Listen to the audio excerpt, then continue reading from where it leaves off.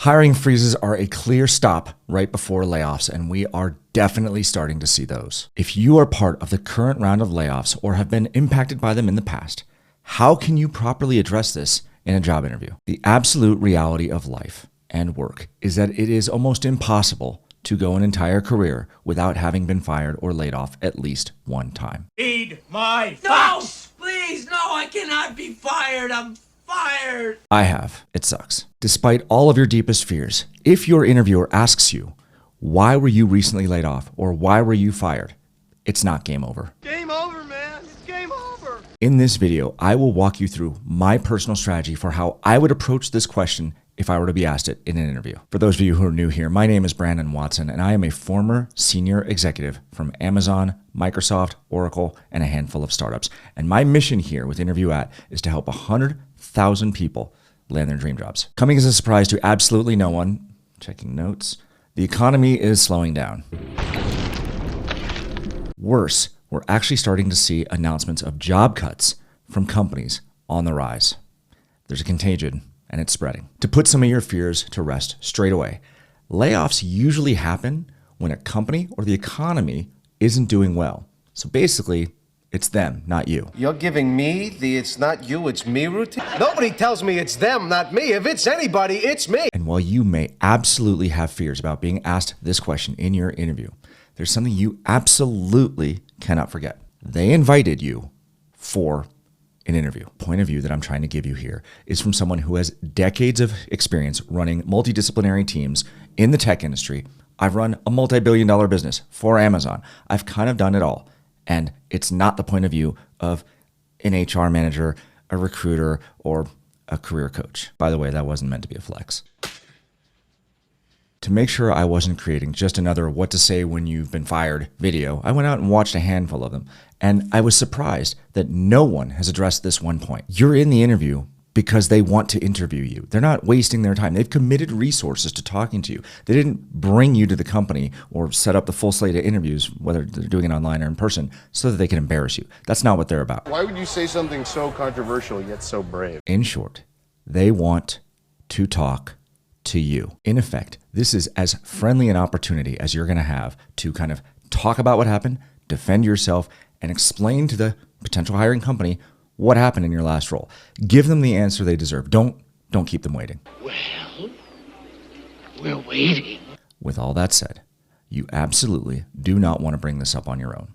Don't let them ask for it. Do not bring this up on your own. But there is always that chance that the interviewer asks you this question. And for that, you want to be as confident as you can in presenting your answer and not doing so from a position of fear. Wait, let me tell you something. All right. Let me tell you something. This is actually a rare case where I will tell you that you should tell the interviewer just enough so that they have the facts and nothing more. If the interviewer wants to know more, they need to ask the follow-up questions. Just like any other story that you prepare for your interview, proper preparation is critically important. And for that, I always recommend the StarFact methodology. I will have a link to my StarFact methodology playlist there at the end, but you can always visit interviewatt.com for a bevy of other resources that I have available for you, the job hunter. While this video is definitely directed towards folks who have been recently laid off or it was their last role, the information I give here applies to explaining any gap in your employment where you've been laid off or fired. And because I want to hold off on the hordes of people in the comments with their special situation and what about this, what about that, I'm going to walk through the cases that I'm addressing here of situations that happen at companies so we can make sure we get the majority of the cases of why someone might have been laid off or fired. Poor fit. Sometimes your skills showed up way better in the interview than they did when you showed up for the job. Sometimes it's a culture fit mismatch. And you know what? In these cases, it's not always your fault. Sometimes it just doesn't work. And that's one of those things that can play to your advantage when you're telling your story. Downsizing or job reductions. I'll be honest. The most obvious answer here is you can generally lean on saying, listen, I was one of the most recent people hired. This is if you've kind of been hired in the last 6 or 12 months. I was one of the most recent people hired. I was one of the first ones to go. That kind of absolves you of any potential performance questions. Gets rid of it. You might still have to talk about it, but it certainly lessens the burden a little bit on you. If you've been in your role for more than a year, it's a little bit hard to say that recency is why you got canned. Well, there's a couple of other explanations that might work to your advantage. One, You're too expensive. If you're a senior level hire and they've got problems at the company, look, that's their challenge. They're trying to cut costs. If you're expensive, they're going to try to figure out how to make it go without you. Next on the rung of acceptable answers is going to be something along the lines of, unfortunately, I wasn't in the top X% of the folks who do my role. This can absolutely work to your advantage when there was a large set of layoffs. Lots of people got let go, and sometimes it's not about your performance individually. It's just, we've got to get rid of a certain percentage of people. These are the people who go. Your mileage may vary if you were in the bottom 20%. What if the company got sold? Well, that's a pretty easy one to explain away. Look, you were made redundant and they didn't need you anymore and you got let go. It happens. People understand it. Not a problem. Performance. Yeah, performance. There's a lot of factors that go into this, and this one can be a bit of a difficult one to navigate. Sometimes your skills are deficient. We talked about that already, but sometimes you've been promoted past your abilities and you're no longer meeting the standard for what's expected in your role. Similarly, sometimes the expectations of the role changes. Maybe they're merging groups, they're trying to collapse teams together, and you're no longer the right person for that role. That can happen. It's not a red flag, but it doesn't look great, but it's not the end of the world. Regardless, if performance is an issue, you're going to want to own this one. You have to own it. You can't just blame other people. You got to own it and address it. Finally, personal transgressions. Yeah, those are hard. Look, at the end of the day, ownership is key here. You have to own it. And you're going to have to talk about what steps you've taken to fix the issues that were brought up, whether it's steps you took at work, steps you took outside of work, whatever you need to do. Transgressions are tough. And you're going to have to talk about it. And that is the albatross that you get to wear for a little bit. Given the number of ways in which you could have been laid off or fired and all the different scenarios that covers, your preparation for how you talk about it is the same regardless. The nuance will be there, but your preparation steps the same. With your preparation, there's a few key principles you're going to want to keep in mind. Number one, don't lie. I can't lie! Don't lie. The absolute worst thing you can do is lie. It's the worst. Selectively editing is one thing. Outright lying is an altogether different thing. You will get caught, whether it's because you can't keep your facts straight, or maybe the company has a back channel reference that they can do with the company you came from. I promise you, you will be found out. Then this can only be one person. Hank! Second, there's absolutely no need to badmouth the company you're coming from. You don't want to be seen as that guy or that gal. Own it, wear it, talk through it, avoid badmouthing the company, even if they behaved in a horrific way. You moved on. You were the adult in the situation. Don't badmouth the company. And finally, I talked about this a little bit already, but be factual, not evasive. You want to give enough information that you're addressing the reality of the situation. You were let go. That's just the reality of it.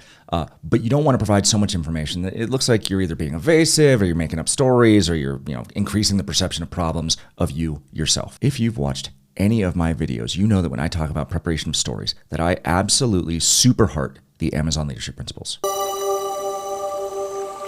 Whether you're interviewing at Amazon or not, it does not matter. The leadership principles are a great way to bucket your information together. The STAR fact methodology is a great way to structure the content as it applies to that leadership principle. What you don't want to do is go in without a well thought through answer and basically improv your way through about a 10-minute stand-up routine where you completely blow it. Step one in the STAR fact methodology is to identify the leadership principle at work. Without question, this question ties to ownership.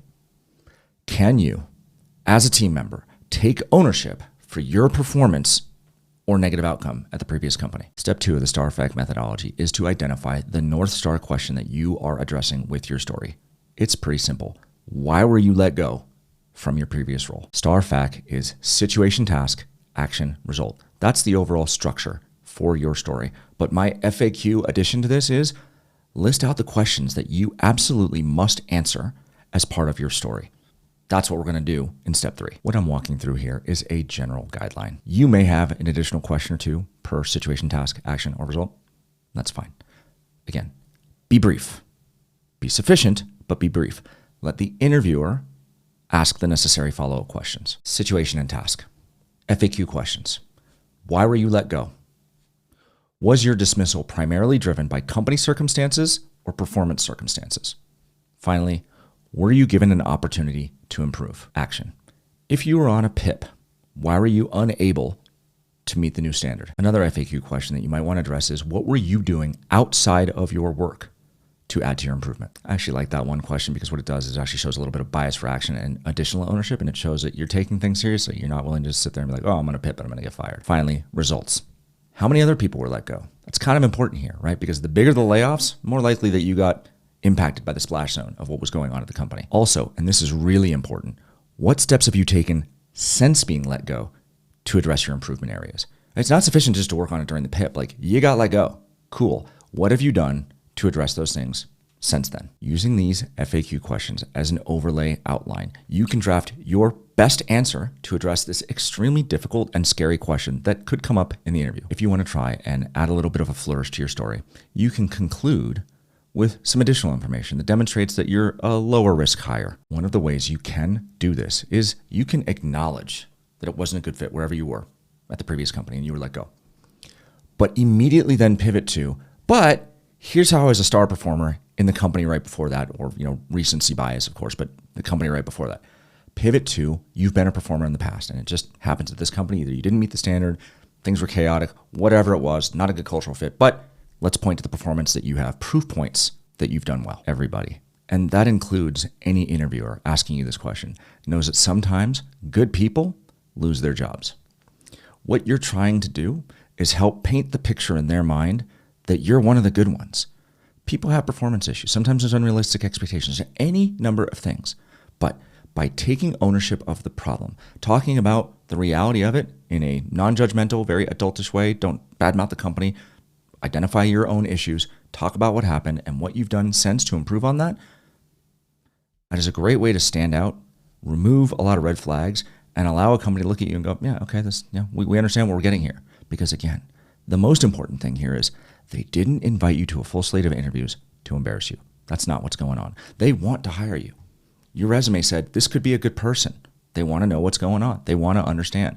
And they're likely to do a back channel check or some sort of reference or call the company, whatever. That's likely to happen. So be brief, be efficient with your information, communicate clearly, but at the same time, don't overshare. Address the questions that matter. That's why the FAQ is such a beautiful addition to your preparation steps.